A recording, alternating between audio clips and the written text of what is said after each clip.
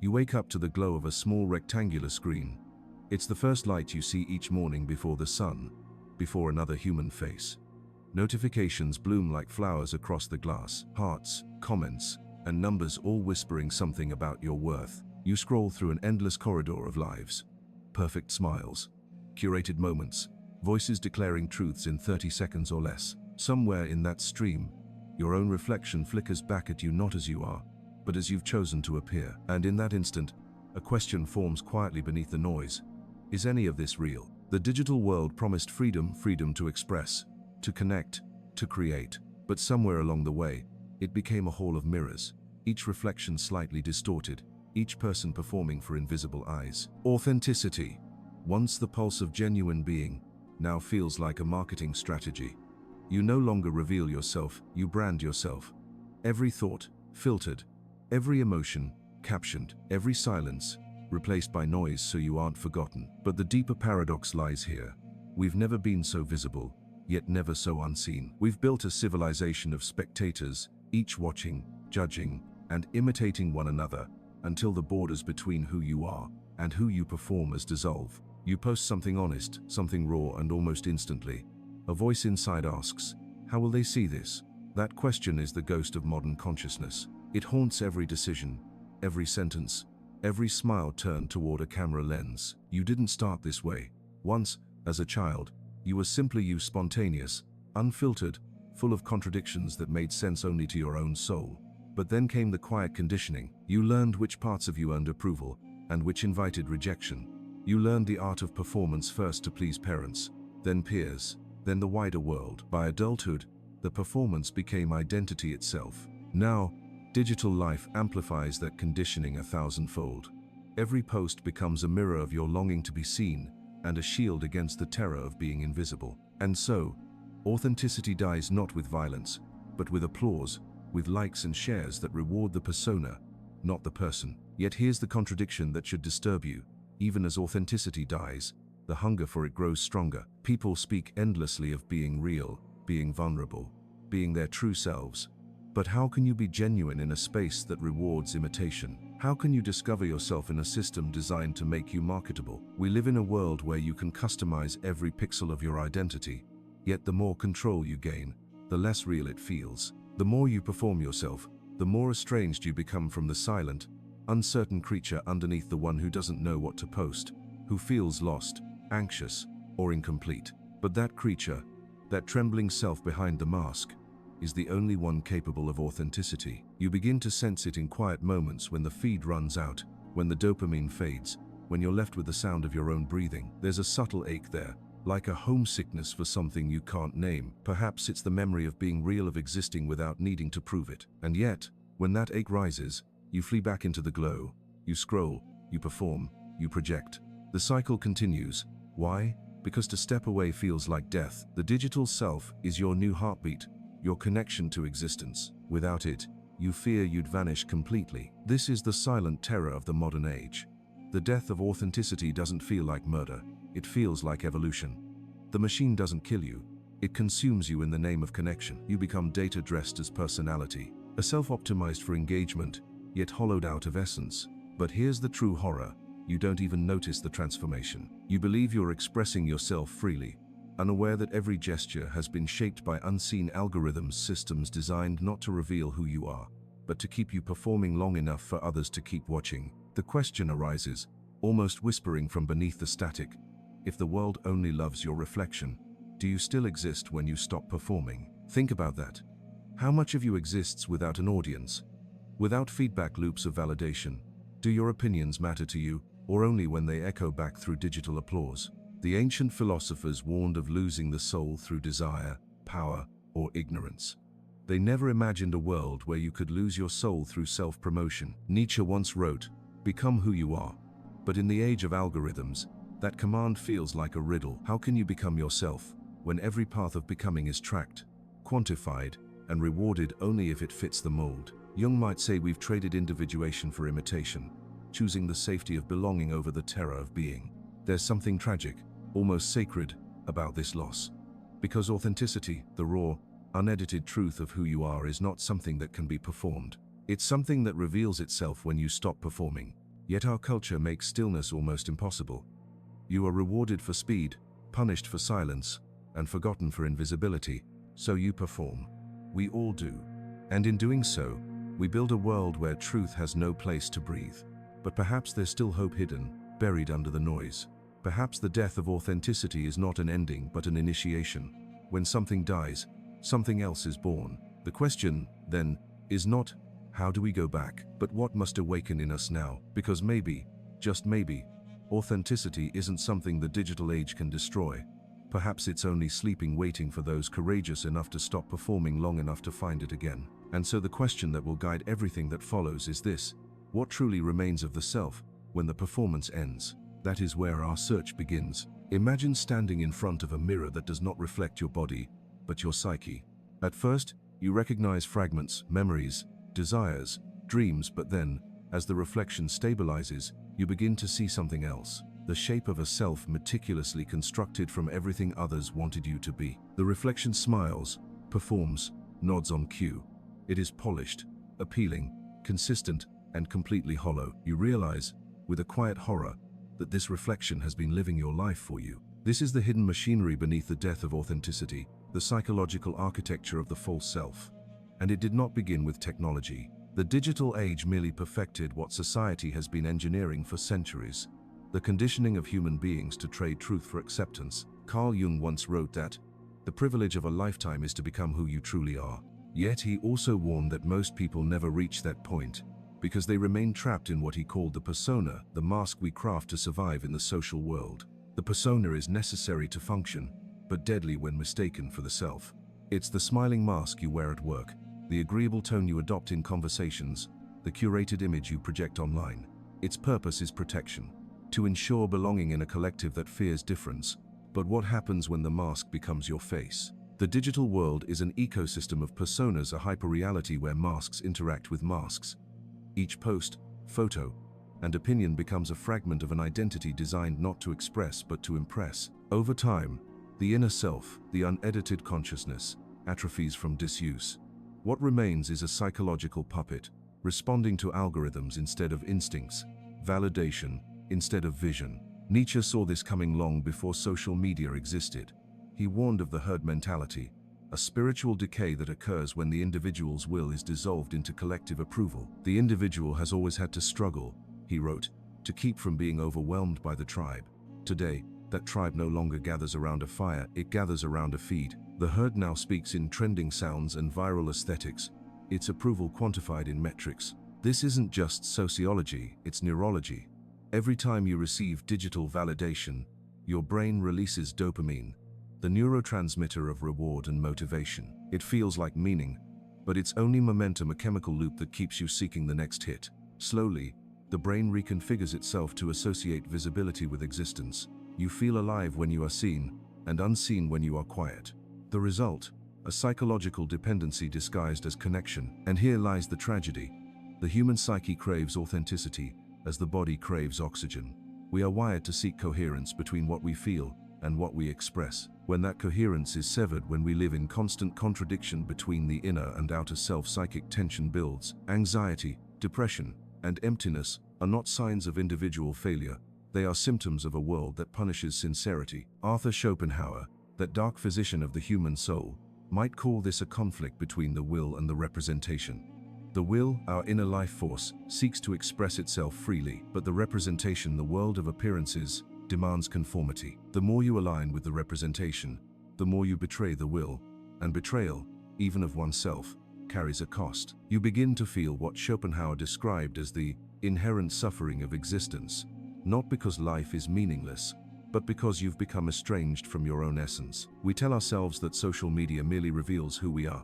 In truth, it replaces who we are. The algorithms are not neutral mirrors.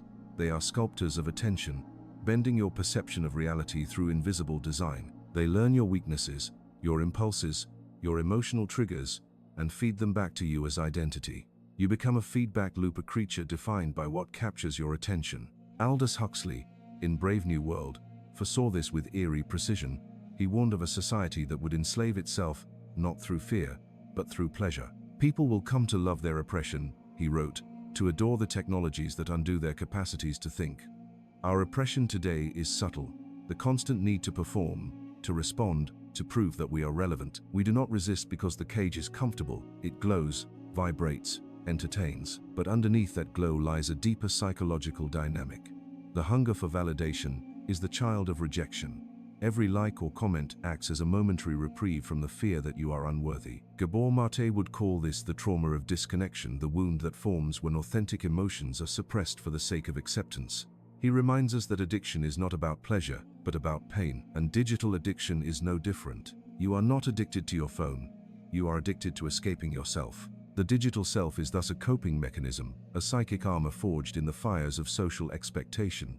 It promises safety but delivers fragmentation, because each time you choose performance over presence, you reinforce the belief that your unfiltered self is not enough. The false self grows stronger, the authentic self grows silent, and the silence is dangerous.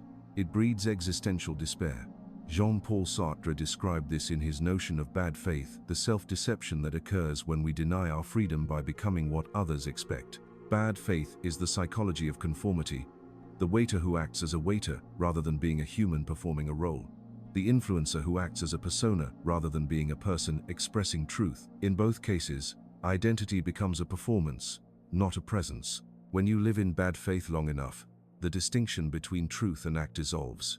You no longer know what you believe. You only know what performs well. You mistake engagement for meaning, visibility for existence, applause for love. And in that confusion, you surrender the deepest human capacity, the courage to face yourself without disguise. The philosophical roots of this crisis stretch deep into the nature of consciousness itself.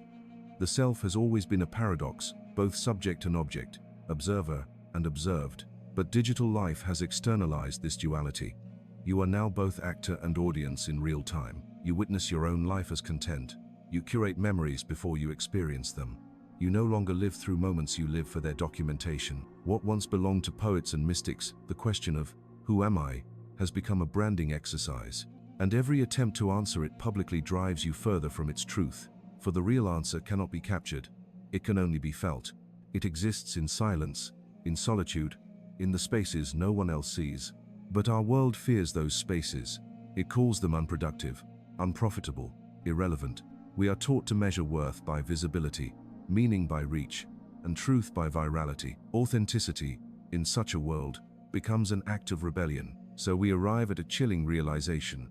The death of authenticity is not a technological problem. It is a spiritual one.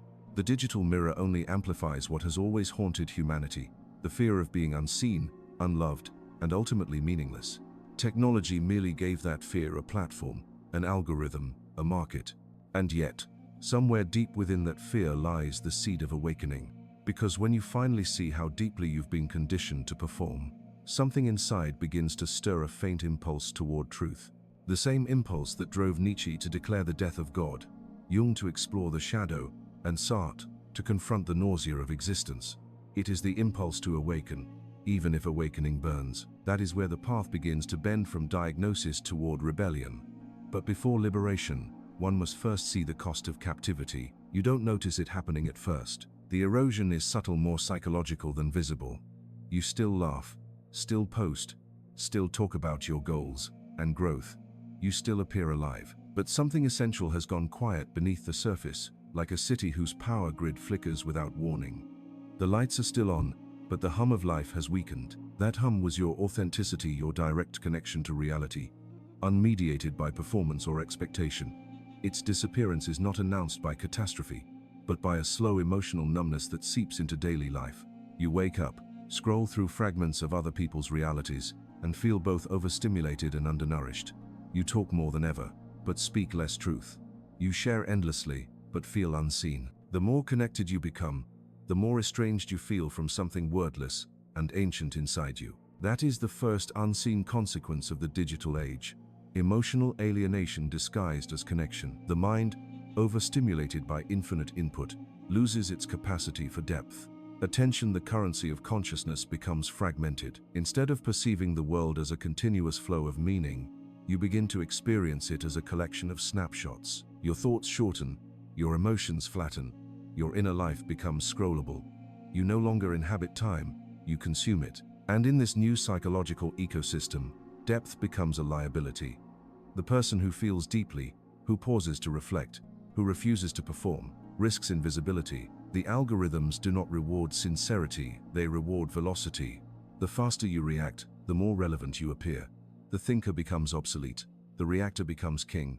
This is how authenticity dies, not through suppression, but through distraction. You don't need censorship when the people willingly silence themselves with noise. Carl Jung warned that when we neglect the inner life, the psyche compensates through pathology.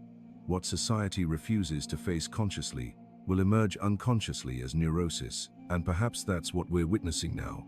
A collective neurosis born from the repression of our authentic selves. The anxiety epidemic, the depression crisis, the relentless sense of emptiness, these are not isolated disorders. They are signals from the soul, alarms ringing in the ruins of a neglected inner world. But modern culture doesn't interpret pain as signal, it treats it as error.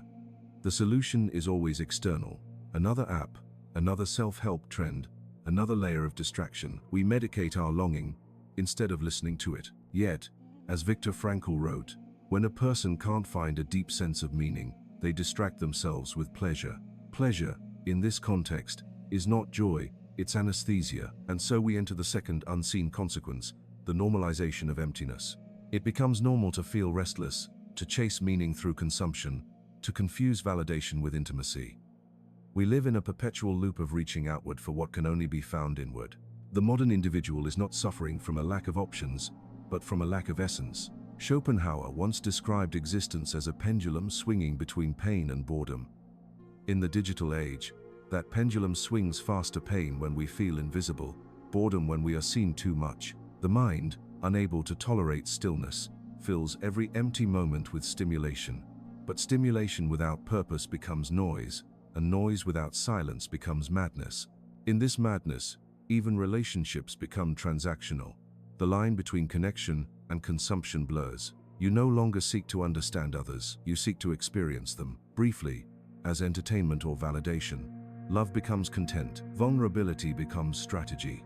Even spirituality becomes performance, its symbols reduced to hashtags. The sacred is now aesthetic. What we lose in this process is not just depth, but reality itself. Jean Baudrillard called this the era of hyperreality, a condition where simulations replace the real so thoroughly that we forget what real even means. A digital sunset becomes more beautiful than an actual one because it's edited, filtered, shareable. You experience not the moment, but the idea of the moment, polished for consumption. Over time, this blurring creates a cognitive dissonance so pervasive that you can no longer tell whether your emotions are genuine or programmed. Are you angry because of injustice, or because anger performs well online? Do you love someone, or the image of being seen with them? Even your grief becomes performative, shared before it is felt, curated before it is processed. This brings us to the third unseen consequence, the corrosion of meaning. Meaning is born from genuine relationship between self and world, thought and feeling, effort and outcome.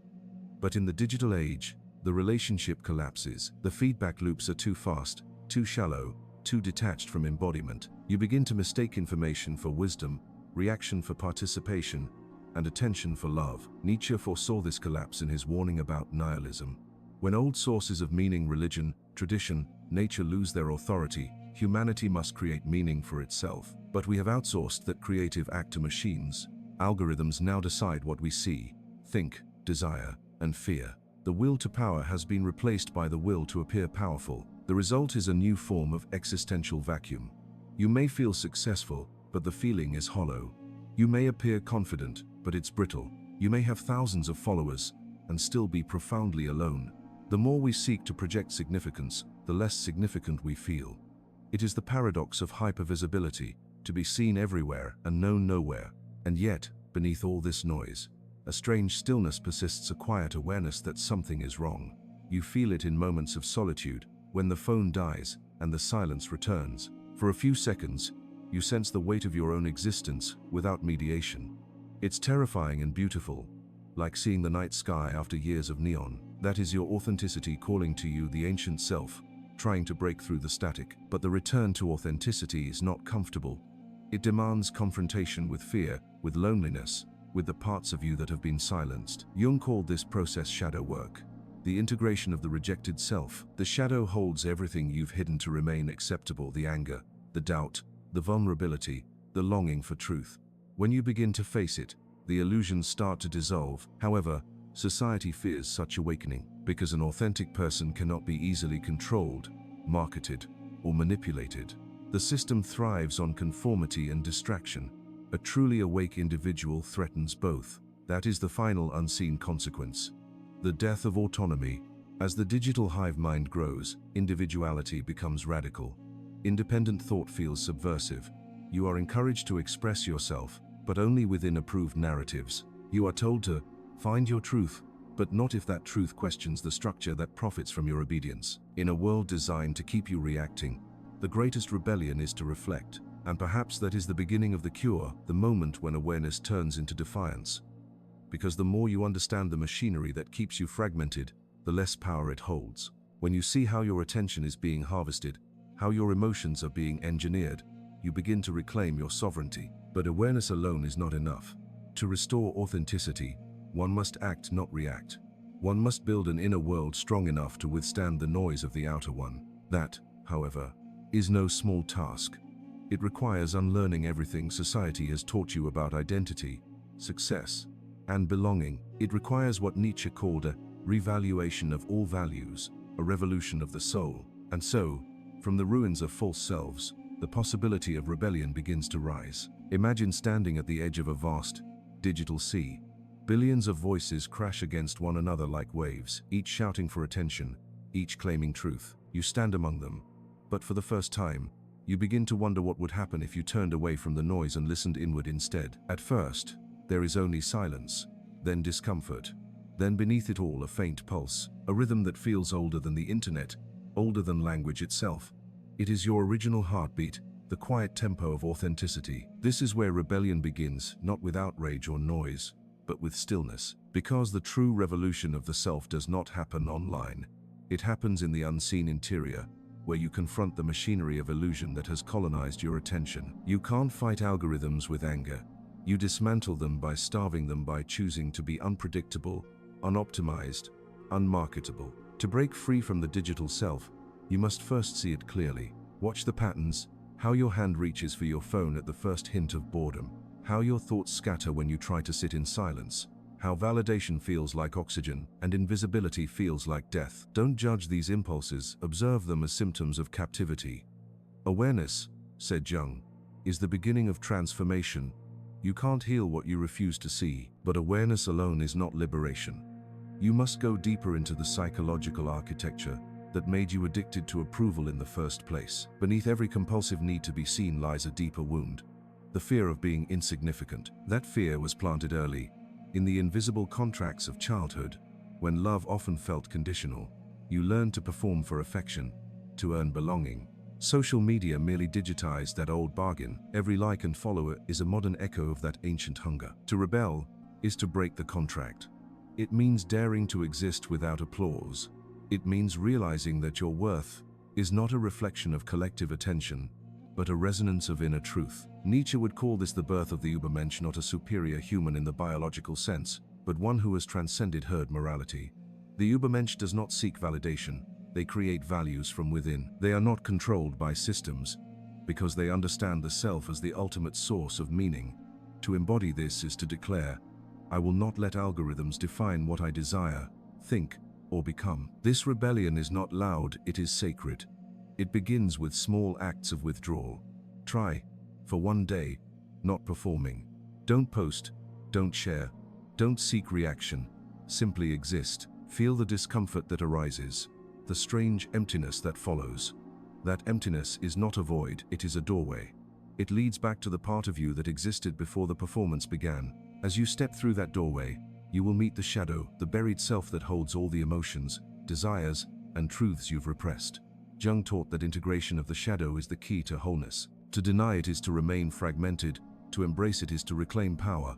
The shadow contains your anger, your envy, your pain, but also your creativity, your intuition, your authenticity. By facing it, you retrieve the parts of yourself that you've abandoned to maintain an image. Ask yourself, what parts of me have I hidden to be loved? Whatever answers arise, those are your lost treasures. Rebellion, then, is an act of retrieval. You begin to rebuild from within, not by erasing the digital world, but by grounding yourself in a reality it cannot touch. Create rituals of rehumanization, sit in silence each morning before the screen awakens, read books slowly, write by hand, look people in the eyes, notice the textures of life that cannot be filtered or monetized. These are not nostalgic acts, they are revolutionary ones. In a world that profits from your distraction, attention is a form of resistance. Aldous Huxley once said that men do not learn from history, yet the lesson is written clearly. Civilizations collapse, not when they lack knowledge, but when they lose wisdom, and wisdom arises only from reflection. Our rebellion must therefore be reflective, not reactive. To slow down, to question, to feel deeply in an age of automation that is the new courage. You will discover, too, that solitude is not loneliness.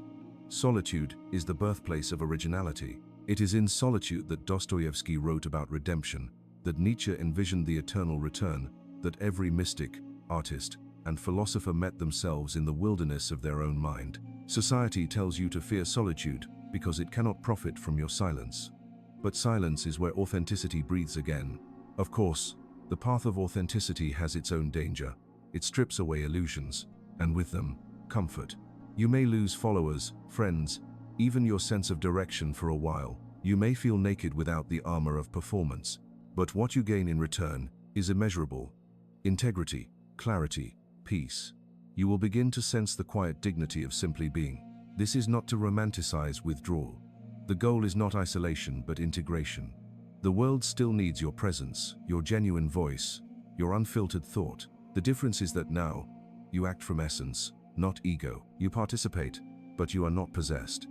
You engage, but you are not consumed. You use the digital tools, without becoming their tool. In practical terms, the rebellion requires disciplined psychological boundaries for a boundless world. Limit your exposure to the infinite.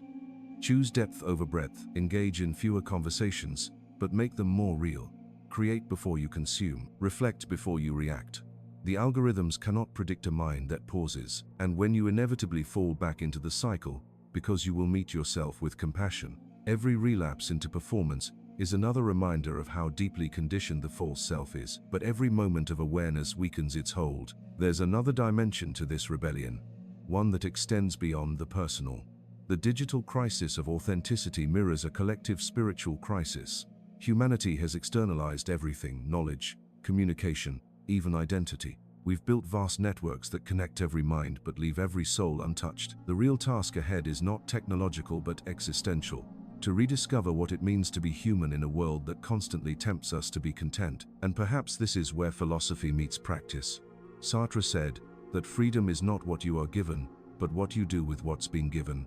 Freedom is the act of choosing meaning in a meaningless world. The authentic life is not about rejecting society, it's about refusing to be unconscious within it. Imagine a world where people choose authenticity over image, where conversation replaces commentary, where presence outweighs performance, where silence becomes sacred again. Such a world cannot be built through policy or technology. It must be built within each individual first. Every person who awakens to their authenticity weakens the machinery of illusion. This rebellion is not about overthrowing a system, it's about transcending it. It's about remembering that beyond the noise, beyond the mirrors, beyond the algorithms, there remains something indestructible, the essence of being. When you touch that essence, you will realize something quietly profound. The digital age didn't destroy authenticity, it revealed how much we had already forgotten it. And that realization, though painful, is liberating. Because what has been forgotten can be remembered. What has been buried can rise again.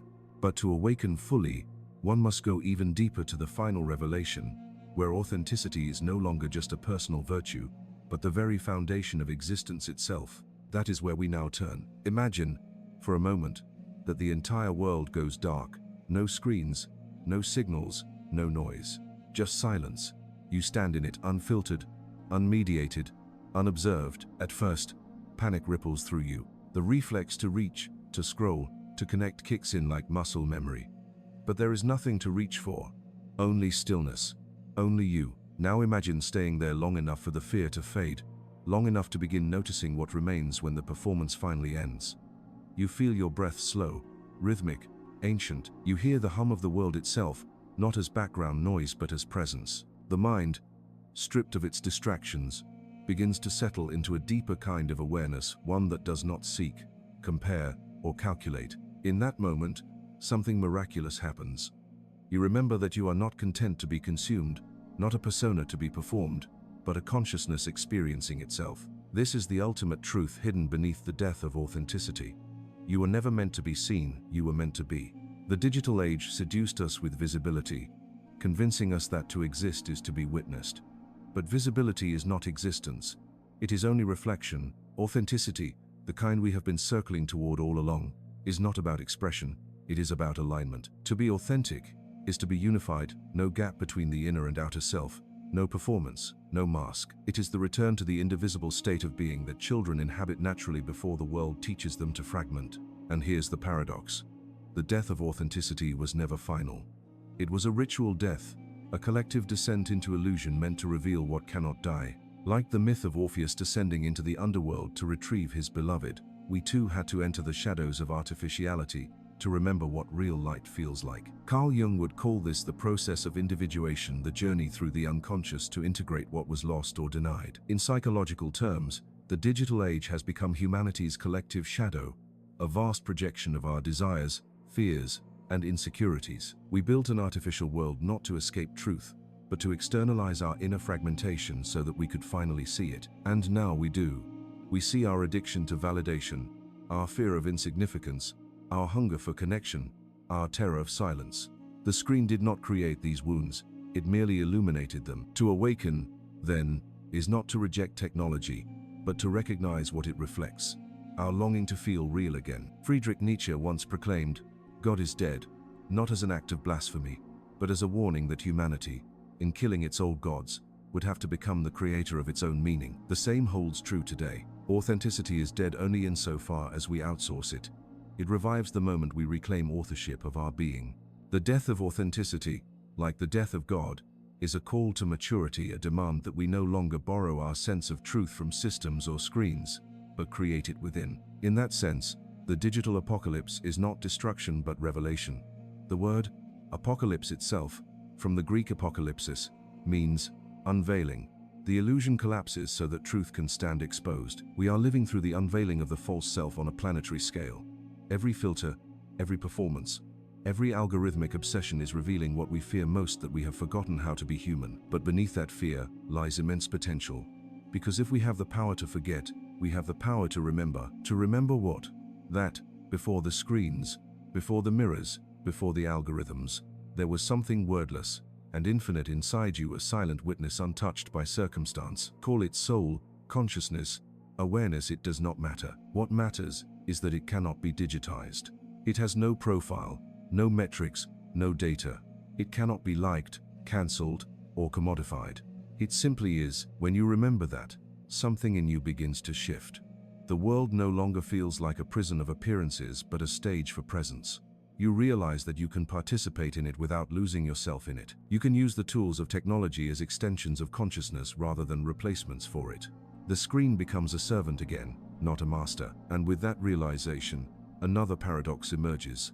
Authenticity is not found by rejecting illusion, but by seeing through it. The world of images, personas, and performances does not need to disappear. It needs to be seen for what it is, a play of forms within the larger field of being. You do not destroy the mask.